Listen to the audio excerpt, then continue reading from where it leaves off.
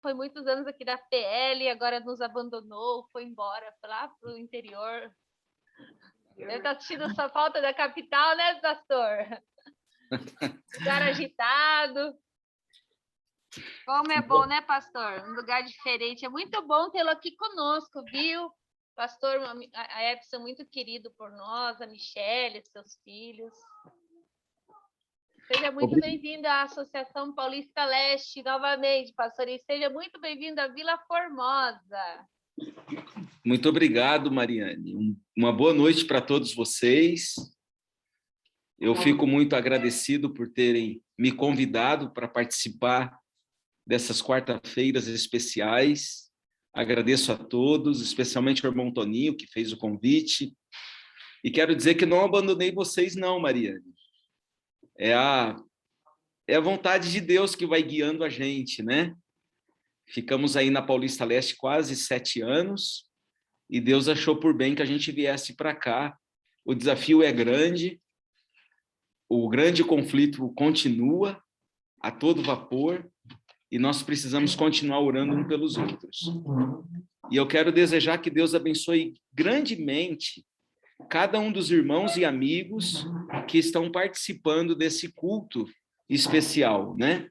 É uma série especial, pelo que o irmão Toninho me contou. É um estudo que está sendo feito sobre os profetas menores. E eu creio que os que vieram aqui antes de mim já explicaram o motivo, né? A razão dessa nomenclatura, a nomenclatura profetas menores. Não quer dizer que o ministério profético deles foi menos importante do que os profetas maiores, como Isaías, Jeremias, Daniel e Ezequiel. Eles receberam esse nome porque os livros deles são menores, escreveram menos, mas a mensagem deles é tão importante, tão necessária, como a mensagem de Isaías ou de qualquer outro profeta. E eu fiquei de estudar com vocês um pouquinho sobre o livro do profeta Miqueias. Miqueias, vocês sabem, é poderíamos chamar aqui, que vem da mesma raiz etimológica do nome Miguel. E todos vocês sabem o que significa Miguel.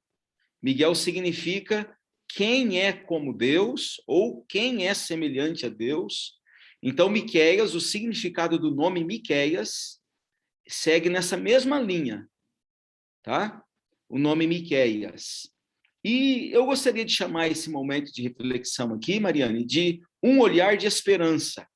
Eu fiquei muito feliz que você escolheu o hino Ó que Esperança, porque eu já estava indo nessa linha e eu percebi que o Espírito Santo está guiando, né?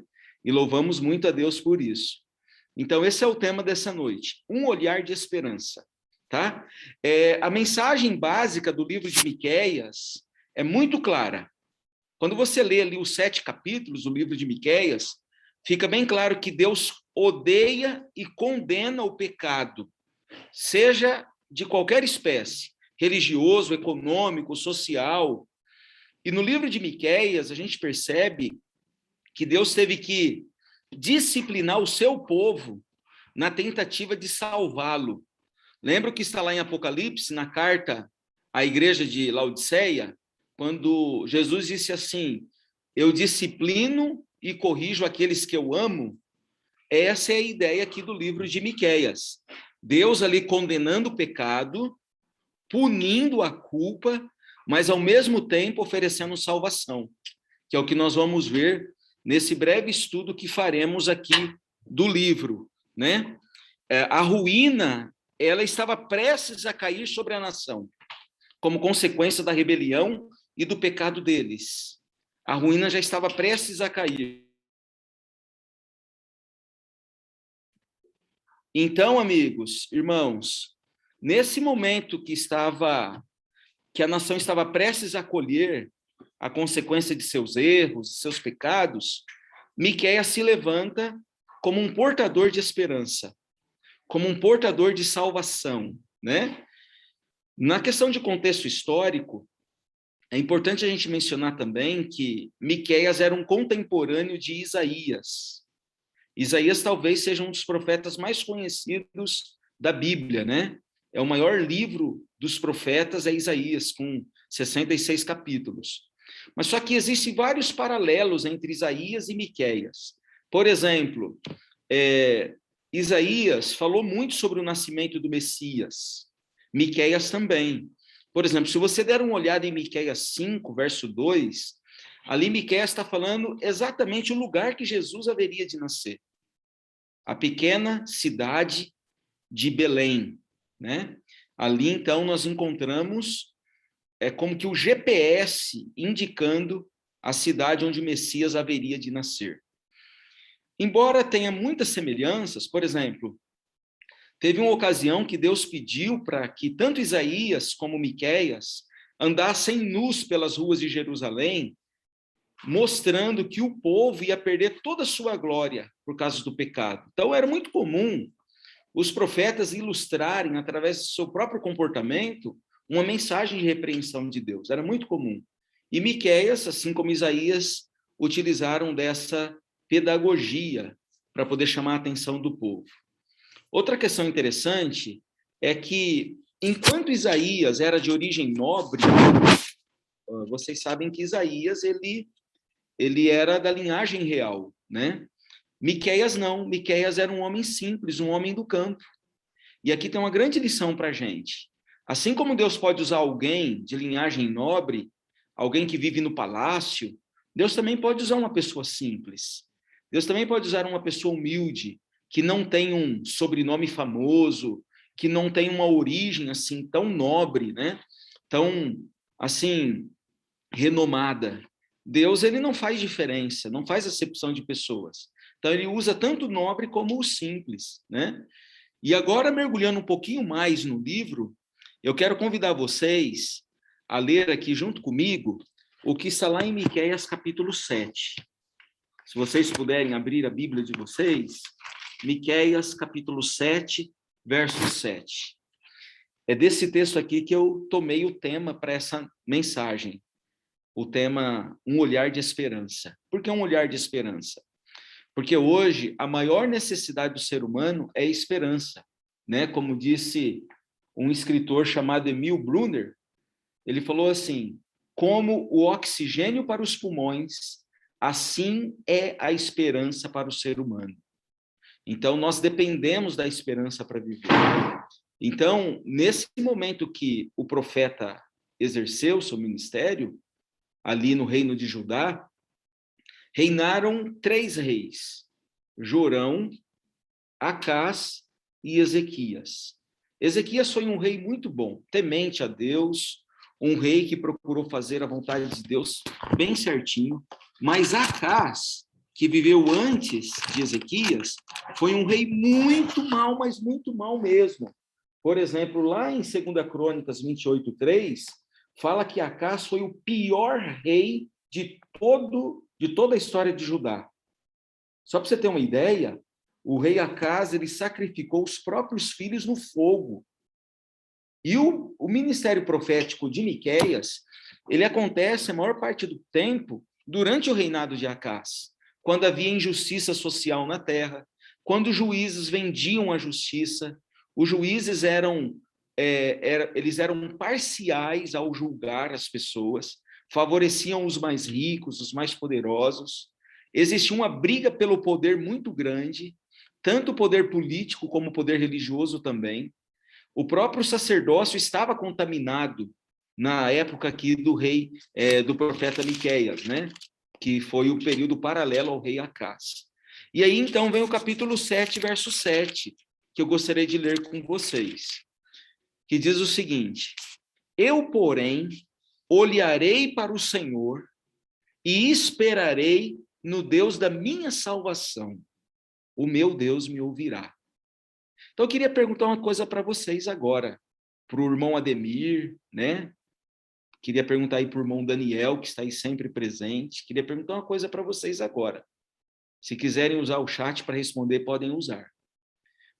Quando o mundo parece desabar, quando nós vemos injustiça por todos os lados, quando a gente percebe que Até mesmo os juízes que deveriam defender o direito começam a defender o errado. Como, por exemplo, agora que nós estamos vendo no nosso país, né? Os juízes aí torcendo a justiça, uma CPI que foi instalada lá em Brasília. Nessa CPI, aqueles senadores têm humilhado mulheres, têm desrespeitado médicos, né? Um momento difícil como o Brasil está passando, uma pandemia levando a vida de milhares de pessoas. Uma situação como essa, para onde é que devemos olhar? Para onde é que devemos olhar quando vem a dificuldade? Como disse uma das nossas irmãs aqui, que estão com 2 primas internadas, entubadas, em estado grave, devido às complicações do Covid. Para onde olhar nesses momentos? A quem recorrer quando os nossos recursos são insuficientes? A quem buscar quando a nossa força não consegue resolver o nosso problema? Quando nós percebemos a nossa incapacidade, a nossa pequenez, para onde olhar? Queria que vocês deixassem a resposta aqui no bate-papo, aqui no chat. Para onde olhar?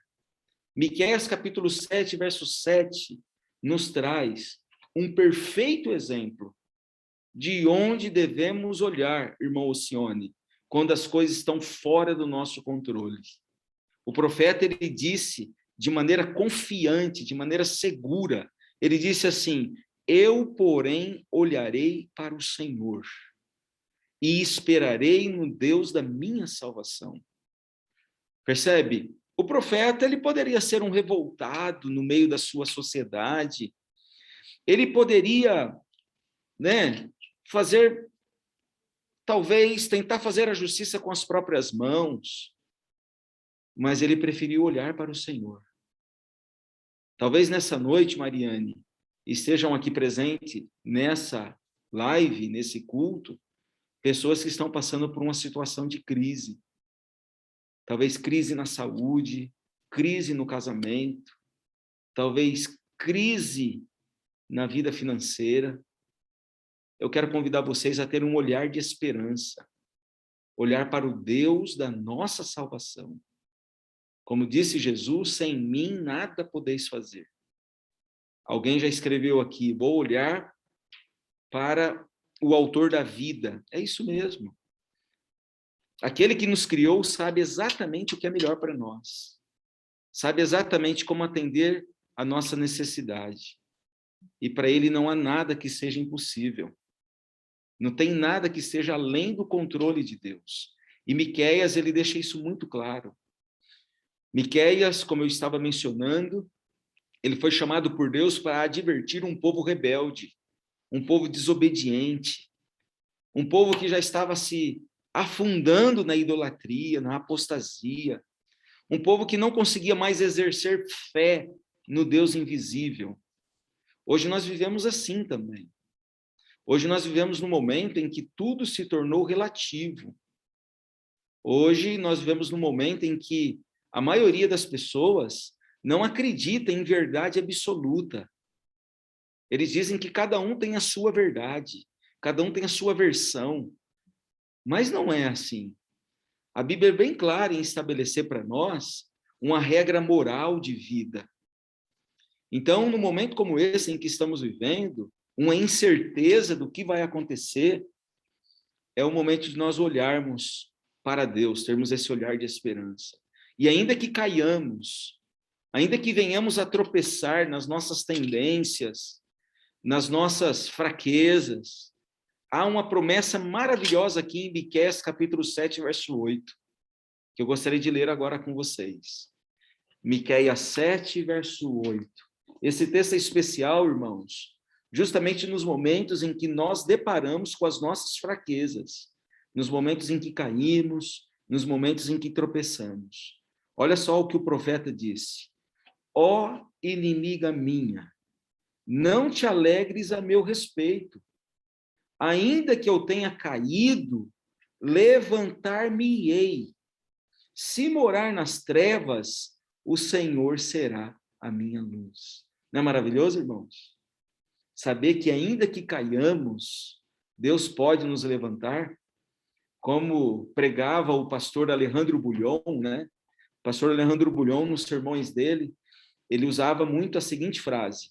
Ele dizia que o cair é do homem, mas o levantar é de Deus. E hoje, nessa semana, o irmão Luciano, eu encontrei uma frase bem interessante. O problema não é cair, o problema é gostar do chão. O problema é permanecer caído. O inimigo celebra as nossas quedas, mas Deus celebra e opera as nossas vitórias. Miqueias 7 diz justamente isso. Não te alegres a meu respeito, inimiga minha. Ainda que eu tenha caído, eu vou me levantar. Por que vou me levantar? Porque eu olho para o Senhor. Eu não fico olhando para as pessoas ao meu redor. Eu não fico querendo imitar os modelos humanos. O nosso único modelo, vocês já sabem qual é. Nosso único modelo perfeito é Jesus Cristo. E ainda, você percebe que o livro de Miqueias, embora pequeno, apenas 7 capítulos, ele tem joias preciosas aqui. Ainda nessa linha de perdão, de restauração, eu quero convidar você a ler agora o capítulo 7, verso 18 e 19. Isso aqui é extraordinário. Extraordinário, porque revela a grandeza do perdão de Deus. Acompanhe comigo. Miqueias 7, verso 18 e 19. Quem, ó Deus, é semelhante a ti, que perdoas as iniquidades e te esqueces da transgressão do restante da tua herança? O Senhor não retém a sua ira para sempre, porque tem prazer na misericórdia. Tornará a ter compaixão de nós, pisará aos pés as nossas iniquidades e lançará todos os nossos pecados nas profundezas do mar. Amém, gente? Olha que texto maravilhoso. Dizendo que Deus tem prazer na misericórdia. Deus tem prazer em perdoar você, William. Deus tem prazer em te perdoar, Elias.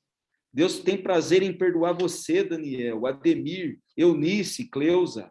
Deus pega os nossos pecados e lança lá nas profundezas do mar. No lugar mais fundo. Alguns estudiosos chegam a afirmar que o lugar mais fundo do oceano chega a medir 12.000 metros de profundidade. Sabe o que acontece com alguém quando mergulha sem equipamento num lugar como esse? A pressão da água é tão forte que estoura os tímpanos e implode o nosso globo ocular, de tão forte que é a pressão nessa profundidade. E Deus, ele joga os nossos pecados lá no fundo. Por quê? Para que ninguém se atreva a ir lá buscar. Entenderam? Talvez esteja falando nessa noite para alguém que esteja lutando contra um sentimento de culpa. Eu quero afirmar aqui, baseado na palavra de Deus, que Deus é misericordioso e rico em perdoar. Deus quer pegar o seu pecado e o meu pecado e lançar lá nas profundezas do mar. Por que Deus quer fazer isso? Porque Ele quer restaurar a nossa vida. Ele quer trazer libertação dos nossos hábitos pecaminosos. Ele quer fazer de nós pessoas livres para poder amá-lo acima de tudo, para poder servi-lo com todo o nosso coração. É isso que Deus quer para a gente. Essa é a grande mensagem no livro de Miqueias.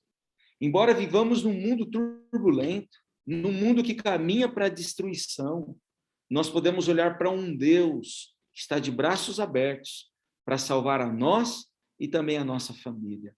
Hoje é o dia da salvação, é o grande dia da oportunidade de poder aceitar essa mensagem do profeta Miqueias, rejeitar o mal, rejeitar o pecado e ir correndo para os braços de Deus. Hoje é esse dia.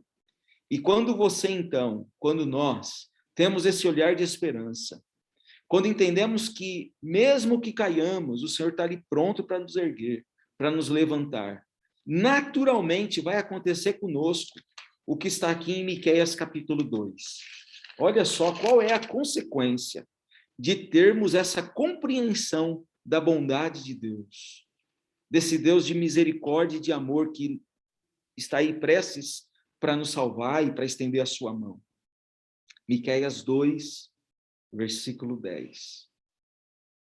Quando nós temos a visão correta a respeito de Deus, vejamos então o que nós estaremos dispostos a fazer. Miqueias 2, verso 10, que diz assim: levantai-vos e ide-vos embora, porque não é lugar aqui de descanso. Ide-vos por causa da imundícia que destrói, sim, que destrói dolosamente. Amém? Ou seja, irmãos, aqui não é o nosso lugar de descanso. O nosso lugar de descanso é no céu. Então, irmãos, nós precisamos ter essa concepção.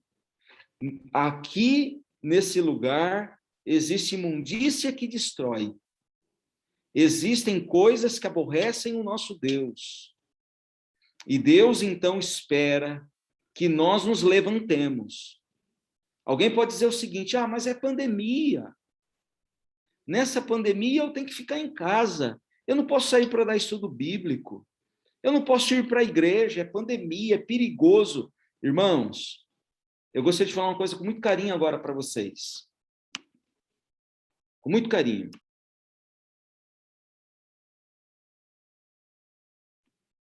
Com muito carinho eu gostaria de falar para vocês uma coisa. Nós estamos em pandemia há mais de um ano. Você já pensou se a igreja parasse, cruzasse os braços durante esse 1 ano e meio? Quanta coisa nós teríamos perdido, irmão Alcione? Quanto nós teríamos deixado de avançar se a gente ficasse alarmado com essas notícias da mídia? Sabe, irmãos, eu louvo o nome de Deus, Mariane, por pessoas como você e como muitos irmãos que estão aqui nesse culto, que não pararam na pandemia, que continuam trabalhando para proclamar o evangelho de Jesus Cristo, porque esse não é o nosso lugar de descanso, diz aqui a palavra de Deus. Precisamos nos levantar como igreja de Vila Formosa ou qualquer outra igreja do Brasil e do mundo, como parte do povo remanescente. Precisamos levantar e erguer cada vez mais alto a bandeira do príncipe Emanuel, porque ele em breve vai voltar. O livro de Miqueias, ele nos dá esse recado, o recado de que aqui não é nosso lugar de descanso. Não podemos, irmãos, viver nesse lugar como se aqui fosse o nosso ponto final, porque na verdade não é. O apóstolo Paulo falou assim, que se a nossa esperança se limitar às coisas dessa vida, nós seremos as pessoas mais infelizes da face da terra. Precisamos ter esse olhar de esperança, porque como disse Plínio, o velho, eu até quero ler essa frase aqui dele, ele disse o seguinte: a esperança é a coluna que sustenta o mundo. E sabe de uma coisa? Plínio, o velho, embora romano, ele estava certo. Por que ele estava certo? Porque sem esperança, esse mundo está fadado ao desastre. Sem esperança, os alicerces da sociedade se encaminham para o colapso. Sem esperança, viveremos no desespero.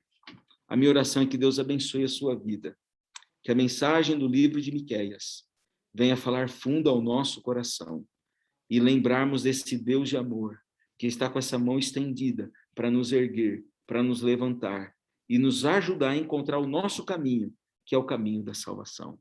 Que Deus abençoe a todos. É o meu desejo e a minha oração nessa noite. Amém.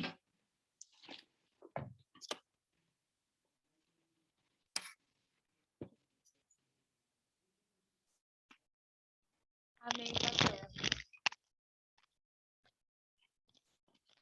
Louvado seja Deus pela mensagem. É isso mesmo, Mariane, agora a oração? É? Vamos orar. Querido Pai, nós te agradecemos imensamente pela tua mensagem que encontramos aqui no livro do profeta Miqueias. Obrigado, Senhor, por ter usado esse homem simples, esse homem do campo, para transmitir mensagens tão poderosas para nós. Nos ajude, Senhor, a ter esse olhar de esperança, entender que o Senhor é rico em perdoar, que o Senhor é grande em misericórdia, e que o Senhor pode lançar todos os nossos pecados nas profundezas do mar. Ajuda-nos, Senhor, a aceitar essa oferta de salvação. Ajuda-nos a entender que aqui nesse mundo não é o nosso lugar de descanso, que nós somos filhos de uma pátria superior e que tu estás preparando para cada um de nós. Abençoe, Pai querido, esses teus filhos da Igreja de Vila Formosa. Abençoe cada uma dessas famílias que estão aqui representadas. Que a tua bênção, que a tua mão protetora alcance cada família. Abençoe aqueles que estão enfermos, aqueles que estão hospitalizados, aqueles que estão precisando de um milagre. Tem compaixão, Senhor. Entre com providência na vida de cada um de nós e nos ajude em cada uma das nossas necessidades. Essa é a nossa oração. Não há nada em nós que nos torne merecedores, mas temos um Salvador, Cristo Jesus. É no nome de Jesus que oramos. Amém. Amém.